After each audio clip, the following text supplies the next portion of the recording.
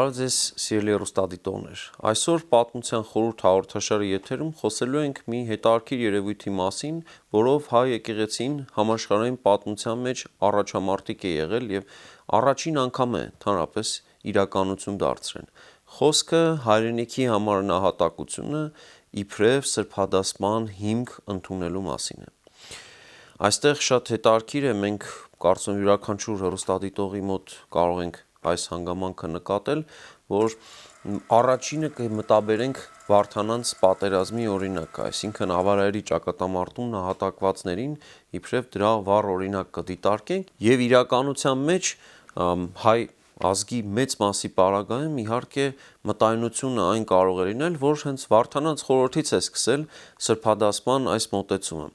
Իրականության մեջ Վարդանանք սրբադասման այս գործի արդեն բարձրակետն են, բայց առաջին օրինակը չեն։ Այսինքն դրանից շատ ավելի վաղ հայ եկեղեցին արդեն ունեցել է նման օրինակ եւ փաստորեն իր սկզբնական շրջանից արդեն մշակել է այս հստակ մոտեցումը։ Նախորդ հաղորդումներից մեկի ժամանակ մենք խոսել ենք այն մասին, որ դեռևս Տրթատ մեծի ժամանակներից եւ նրա գահակալության վերջին շրջանում, երբ որ դեռ ողջ էր Գրիգոր Լուսավորիչը, այս շրջանում եկեղեցին հետաքրքիր մոտեցում է սկսում ցուցաբերել։ Մի կողմից մենք ընդհանրական եւ առաքելական Սուրբ եկեղեցու մասն ենք, այսինքն ամբողջ քրիստոնեական աշխարհի մասն ենք, գլոբալ քրիստոնեական քաղաքակրթության մի մասնիկը, բայց միևնույն ժամանակ սկսվում է հետաքրքիր գործընթաց սեփական ավանդությունների համակարգում, նույնիսկ սեփական կանոնական դաշտով յուրահատուկ միջավայրի ձևավորում, երբ որ Գրիգոր Լուսավորիչն իր կողմից ավելացնում է 20 կանոններ նիկեական կանոններին։ Եվ այստեղ իհարկե մենք պետք է ֆիքսենք մի հետաքրքիր հանգամանք, որ այս ժամանակաշրջանից ընդամենը հաշված տարիներ անց Գրիգոր Լուսավորչի որդիներից մյուսը, Արիստակեսի մասին մենք խոսել ենք, որ նա մասնակցել է քրիստոնեական ընդհանրական առաջին ժողովին, Նիկեայի տիեզերական ժողովին եւ այդտեղի կանոնների մշակմանը ու քրիստոնեական առհասարակ դավանաբանության հիմնական իմաստն արձանագրող փաստաթղթի մշակմանն է մասնակցել եւ եկել դա բերել է Հայաստան, իսկ ահա մյուս որդին Վրթանեսը հետաքրքիր մեկ այլ առաքելությամբ է մնացել հայոց պատմության մեջ։ Նա առաջինն է սահմանել կանոն, որով հայրենիքի համար նահատակությունը հավասարեցվել է փաստորեն հավատի համար նահատակությանը։ Կարծում եմ որևէ մեկի համար գաղտնիք չէ, որ եթե մենք նայում ենք խնդրին զուտ քրիստոնեական հավատի տեսանկյունից, ապա հավատը վկայելը, այսինքն քրիստոնեական հավատին հավատարիմ մնալը պետք է դիտարկվեր որպես սրբադասման համար կարևոր հիմք, այսինքն եթե օրինակ քրիստոնեության հատկապես վաղ շրջանում, երբ որ հալածվում էր քրիստոնեությունը, որևէ մեկը հավատարիմ է մնացել մինչև վերջ եւ անգամ հալածանքները նրան չեն կարողացել շեղել իր ընտրած ուղուց, այդ մարդուն բնականաբար սրբադասել են։ Եվ այսպիսի օրինակները բազմաթիվ են, այսինքն վաղ սրբերի շրջանում, եթե մենք նայում ենք առաջին շրջանը քրիստոնեական եկեղեցու պատմության, սա սովորական երևույթ է, անգամ երբ մենք նայում ենք նեղ հայկական միջավայրի տեսանկյունից, բնականաբար այստեղ պետք է օրինակ Հռիփսիմյանց կույսերին դիտարկենք, պետք է դիտարկենք նրանցից դեռ ավելի վաղ Սանդուղտ կույսը, ինչպես է իր կյանքն ավարտել, եւ ավելի ուշ օրինակ Վարդան Մամիկոնյանի դուստր Շուշանիկը, որ անգամ իր ամուսնու պարտադրանքին հակառակվելով 5-րդ դարի իրականության պայմաններում թվում է դա չլսված բան է, չէ՞, կինը հակառակվի, բայց սա հավատին առնչվող խնդիր էր, այսինքն դա իր եսի, իր ինքնությանը եւ իր ազգային ինքնությանը նաեւ առնչվող խնդիր էր եւ նա չհրաժարվեց այդ հավատից եւ հավատը վկայելով նահատակվեց եւ սրբադասման հիմք դա հանդիսացավ, ընդ որում այս մասին թե հայկական եւ թե վրացական համապատասխան տեքստերն են պահպանվել։ Հիմա երբ մենք գալիս ենք հայրենիքի համար նահատակությանը, այստեղ տեսնում ենք, որ մեր եկեղեցին այս հարցում եղել է առաջամարտիկ եւ դեռևս 4-րդ դարում արդեն տեսնում ենք, որ հայրենիքի խորհուրդը սրբազան ընկալման մեջ է տեղավորվում, այսինքն հոգևոր ընկալում է դրվում հայրենիքի ընկալման մեջ։ Սա իհարկե մենք կարող ենք ֆիքսել դեռևս հազարամյակներից եկող տարբեր ավանդազրույցների մեջ, նախաքրիստոնեական պատկերացումների մեջ, որ ընկալվում էր հայրենիքը իբրև սրբազան տարածք եւ քրիստոնեական արժեվորումը պարզում է հայկական միջավայրում սա ավելի է ամրապնդում հայրենիքը ընկալվում է իբրև ոչ միայն պարզապես կենսատարածք, այլև սրբազան կենսատարածք, որը պետք է պաշտպանել եւ այդ պաշտպանության գնով բնականաբար մենք ձեռք ենք բերում մի նոր երևույթ, ինչպիսին է դրա համար նահատակության սրբադասումը։ Հիմա ես կկարդամ Փաստոս Բուզանդ պատմիչի Պատմություն հայոց երկից մի հատված, որտեղ մենք կտեսնենք, թե ինչպես է ներկայացնում պատմիչը, թե որ իրադարձությունների հիման վրա եւ ինչպես Վրթանես կաթողիկոսը սահմանեց այս նոր կարգը։ Եվ նրա գրքում մենք տեսնում ենք հետևյալ մեջբերումը։ Սրանից հետո դարձյալ խիստ պատերազմ տեղի ունեցավ պարսիկների եւ հայերի մեջ, որովհետեւ սրանք մեծ բազմությամբ եկան հայոց աշխարհն առնելու։ Այստեղ խոսքը նրա մասին է, որ 330-ական թվականներին այդ ժամանակ մեծ հայքի թագավորության եւ Սասանյան Պարսկաստանի միջև բավական լարված հարաբերություններ էին, մոտ 40-ամյա խաղաղության շրջաններ ավարտվել եւ Հայաստանը ենթարկվում էր նոր հարձակումների, դինաստիական պայքար էր ընթանում Հայաստանում իշխող Արշակունների եւ Պարսկաստանում իշխող Սասանյանների միջև եւ Սասանյանները դիտարկում էին Արշակուններին իբրև իրենց նախկին իշխանություն եւ դրա համար էին Հայաստանի նկատմամբ ճշտամաբար տրամադրված։ Շարունակությունը։ Ապա մեծ հայքի սպարապետ եւ զորավար Վաչեն, խոսքը Վաչե Մամիկոնյանի մասին է, ժողովում էր նախարարական զորքերի ազատների բանակը եւ դուրս էր գալիս Պարսից զորքերի հետ պատերազմելու։ Երկու կողմից էլ անասելի կոտորած էր լինում եւ շատ մեծամեծ ավականիներ կոտորվում չանում էին։ Խոսքը իհարկե զոհվելու մասին է։ Այս պատերազմում ընկնում է նաեւ Վաչեն, հայոց մեծ սպարապետը։ Եվ բոլոր աշխարհը մեծ սքի մեջ էր ընկնում, որովհետև Տերը շատ անգամ նրա ձեռքով փրկություն էր շնորհել հայերին։ Ապա Վրթանես եպիսկոպոսապետը ժողովում մխիթարում էր բոլորին, իրեն Խոսրով թագավորին եւ բոլոր զորքը, որոնք սրտակեզ ողբով եւ արտասուքով թախծալից հոգսերով մեծ լաց ու կոծով կաշկանդված սքում էին, գնացածների կարիքները մնացածներին համարելով։ Մեծն Վրթանեսը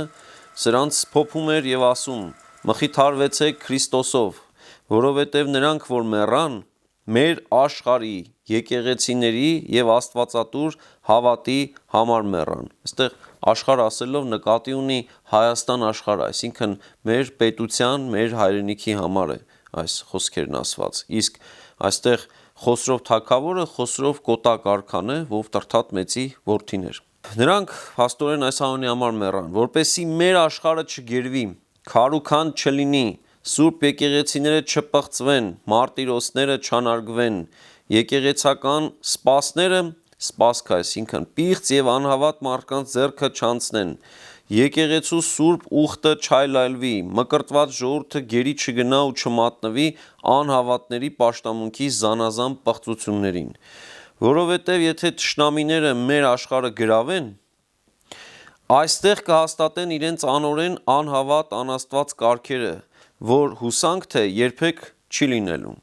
Մենք իհարկե մեր ժամանակներում նույնիսկ տեսնում ենք, որ թշնամիների հետ բախումը, օրինակ նույն Արցախի տարածքում բերել է հոգևոր ժառանգության կորստի,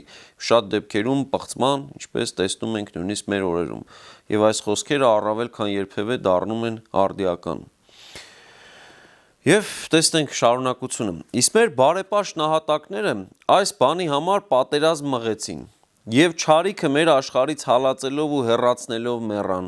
որպեսի անհավատությունը այս աստվածապաշտ եւ աստվածասեր աշխարհը մուտք չգործե եւ չարի կամքին ծառա չդարձնե եւ շատ հոգիներ, որ ջերմեռան սիրով իրար հետ կապված են, միմյանցից չբաժանե, չքայքայե։ Իսկ սրանք, մինչ կենթանի էին, արդար աշխատանքով աշխատեցին այս բանի համար եւ մեռնելիս հաստատ պահեցին իրենց հավատարմությունը եւ իրենց անձերը զոհեցին աստվածային ճշմարտության համար։ Եկեղեցիների, մարտիրոսների, կրոնի սուրբ ուխտի, հավատի կարգերի համար, քահանայական ուխտի եւ Քրիստոսի անունով, անթիվ նոր մկրտվածների եւ աշխարհի բնիկ Տիրոջ համար։ Եվ նրանք, որ իրենց կյանքը չխնայեցին այս բոլորի համար, նրանք պետք է պատվեն Քրիստոսի վկաների հետ, այսինքն հավատի համար վկայածների հետ պետք է հավասարեցվեն։ Ուրեմն նրանց չլանք, այլ արժանապես պատվենք նահատակների հետ, մշտական կարգ սահմանենք ամբողջ մեր աշխարհում, որ ամեն ոք անխափան կատարեց սրանց քաջության հիշատակը, ինչպես Քրիստոսի նահատակների։ Իսկ մենք տոն կատարենք և ուրախ լինենք, որ Աստված սրանցով մեզ հետ հաշտ լինի և այսուհետև խաղաղություն շնորհի։ Մենք այստեղ տեսնում ենք, որ փաստորեն Վրդանես կաթողիկոսի խոսքերում արժևորվում է խաղաղությունը, այսինքն խաղաղության խորհուրդը շատ կարևոր է համարվում, բայց ֆիքսում է, որ այդ խաղաղությունը հնարավոր եղավ ստեղծել հենց այս մարդկանց անձնազոհության օրինակով, այսինքն պատերազմին ստիպված պատերազմով պատասխանելով, պաշտպանվելով հնարավոր եղավ հասնել խաղաղության, այլ ոչ թե օրինակ պարտությամբ և պատվազրկությամբ։ Եվ այս ամենը որպես բանաձև սահմանված ենք տեսնում այս տողերում։ Եվ մտքի վերջին հատվածը։ Եվ Վրդանես մեծ քահանայապետը օրենք սահմանեց մեր աշխարհում տարեց տարի նրանց հիշատակը կատարել, ինչպես և նրանց, որոնք նույն կերպով աշխարհի փրկության համար կմեռնեն, աշխարհ ասելով նկատի ունի Հայաստանը, այսինքն Հայաստան աշխարհը պետությունը, ոչ թե ինչ-որ վերացական բան։ Կանոն դրեց սրանց անունները հիշել Աստծու սեղանի առաջ պատարագի ժամանակ, երբ սրբերի անունները հիշվում են, որոնցից հետո սրանցը իսկ ընկածների մնացորդներին գութ և խնամք տան, որովհետև ասում էր, սրանք պատերազմի ճակատամարտում ընկան, Հուդա և Մատաթիա Մակաբեների և նրանց եղբայրների նմանությամբ, այսինքն քրիստոնեական հավատը վկայածների նմանությամբ։ Եվ ահա հենց այս տրամաբանության մեջ է արդեն հետագայում բոլոր մյուս նահատակ մեր զինվորների սրբադասումը, և այս տրամաբանության մեջ է բնականաբար նաև Վարդանանց սրբադասումը, և Վարդանանց սրբադասման մեջ նաև շատ հետաքրքիր մեկ այլ խորհուրդ կա։ 451 թվականի մայիսի 26-ին Ավարայերի դաշտում զոհված մեր 1036 մարտիկները, նրանց ավագ հատկապես նախարարների խումբը Մեսրոպ Մաշտոցի աշակերտներն են։ Նույն Վարդան Մամիկոնյանը, սպարապետը հայոց, Սուրբ Մեսրոպ Մաշտոցի աշակերտներից է։ Եվ անգամ նրանք, ովքեր ուղիղ Սուրբ Մեսրոպ Մաշտոցի և Սուրբ Սահակ Պարթևի աշակերտները չեն, նրանք նրանց աշակերտների աշակերտներն են, այսինքն հայոց ինքնության կերտման այդ սրբազան ժամանակաշրջանի նրանք այդ շրջանի արգասիքն են, հետևաբար նաև գաղափարական մարտիկներ են նրանք, ներկայացնում են շատ հետաքրքիր խորհուրդ իրենց մեջ, այսինքն այստեղ մենք խնդրին պետք է նայենք ոչ միայն պատմական ժամանակաշրջանի տեսանկյունից, այլ պետք է նայենք նաև քաղաքակրթական իբրև ֆենոմեն և իբրև հոգևոր խորհուրդ, այսինքն այն բանաձևը, որ տալիս է Սուրբ Եղիշեն, այսինքն թարգմանչած շարժման ամենակարևոր դեմքերից մեկը, Սուրբ Մեսրոպ Մաշտոցի ավագ աշակերտներից մեկը, նշում է վասն հավատով, վասն հայրենյաց բանաձևը, չէ՞, այսինքն հավատի և հայրենիքի համար նահատակությունը համահավասարեցված իբրև սկզբունք, և այս սկզբունքը մեր եկեղեցին իր ողջ ընթացքի մեջ սրբազան որպես բանաձև պահպանել և փոխանցել է, և այստեղ իհարկե մենք տեսնում ենք որպես վերջին օրինակ մեր ժամանակներում Հայոց ցեղասպանության զոհերի սրբադասումը, հավաքական սրբադասումը, և եթե արարողությանը ներկա եք եղել, կամ եթե նույնիսկ ներկա չեք եղել, կարող եք համացանցում տեսանյութերով դիտել, արարողության ժամանակ հստակ անընդհատ հղում էր կատարվում այս բանաձևին, վասն հավատով, վասն հայրենյաց, այսինքն Հայոց ցեղասպանության զոհերին, նահատակներին ոչնչացնում էին ոչ թե ուղղակի պես պատահականության սկզբունքով, այլ այն սկզբունքով, որ նրանք հայ մարդիկ են, հայ իրենց հավատով են նաև, այսինքն նրանք նահատակվում են իրենց ազգային ինքնության, նրանց կրոնական ինքնության և նաև իհարկե այն բանի համար, որ նրանք ապրում են իրենց հայրենիքում, այսինքն կատարվում է նաև հայրենազրկում և նրանց ոչնչացումը նրանց ազգային և կրոնական հիմքի վրա էր կատարվում, իրենց մայր հայրենիքի տարածքում, այսինքն հայերի նաև բնաջնջում էր սեփական հայրենիքից զրկելու միջոցով։ Բնականաբար այս բանաձևը այստեղ տեղավորում է, հետեւաբար այս մարդիկ զոհվել են իրենց հայրենիքում ապրելու իրավունքի համար։ Նրանք այդտեղ ապրում էին, արարում էին սերնդեսերունդ սեփական հայրենիքում եւ նահատակվել են այդ իրավունքը պաշտպանելիս։ Եվ ստացվում է, որ այս խորհուրդը դրվել է նույնիսկ նրանց սրբադասելիս։ Եվ իհարկե ամփոփելիս մի կարևոր հանգամանք նշենք, որ ունի եւս հետաքրքիր խորհուրդ։ Ավարայրի զոհերի մասին, երբ խոսում ենք, շատ հաճախ են տարբեր վիճարկող հանգամանքներ նշում զոհերի թվաքանակի վերաբերյալ։ 1036, ինչու 1036։ Բնականաբար այստեղ իհարկե մենք գործ ունենք ազատների դասի եւ նախարարական ընտանիքների հետ, եւ գուցե կարող է օրինակ ինչու ոչ 1037 կամ 1035 դիտարկվեր։ Ինչու հենց 1036, այստեղ մենք խորհուրդը պետք է նայենք։ Նորից գալով այն հանգամանքին, որ այստեղ Մեսրոպ Մաշտոցի սաների հետ գործ ունենք։ Այս մարդիկ փոխադրվել են մեկ այլ սուբստանցիա, այսպես ասենք, մեկ այլ դաշտ, հոգևոր մեկ այլ իրավիճակի են կարծես փոխակերպվել, եւ այդ 36-ը իհարկե իր մեջ պարունակում է գրերի, այդ մեր հայոց գրերի 36 տառերի այդ խորհուրդը, սրբազան խորհուրդը։ Մեսրոպ Մաշտոցի սաները նահատակվում են իրենց այդ ինքնությունը պահպանելու համար, եւ այս խորհուրդը իբրև պատգամ փոխանցում են սերունդներին, որ սեփական ինքնությունը պահպանելու, հայրենիքը պահպանելու համար պետք է պատրաստ լինեն նույնիսկ անձնազոհության։ Եվ սա իհարկե բացառիկ նրանց կարգավիճակ է տալիս եւ սրբադասման համար լիարժեք բավարար բոլոր հիմքերը տալիս է եւ մի բան էլ ավելին։ Այսինքն սրբադասման խորհուրդը մեր եկեղեցին դեռ վաղ միջնադարից այնպես է ձևակերպել, որ կոնկրետ հայ եկեղեցու համար սուրբ է նաև այն մարդը, ով որ սեփական հայրենիքի համար պատրաստ է անձնազոհության եւ նահատակության։ Հետեւաբար սրբազան է նաև հայրենիքը եւ հետեւաբար սրբազան են ոչ միայն քրիստոնեության դավանաբանության հետ կապված համամարտկային գաղափարները, այլև իհարկե ազգային գաղափարները։ Իսկ այսօր մեր հաղորդումը մոտեցավ իր ավարտին, կհանդիպենք հաջորդ շաբաթ պատմության խորհուրդը հաղորդաշարի եթերում։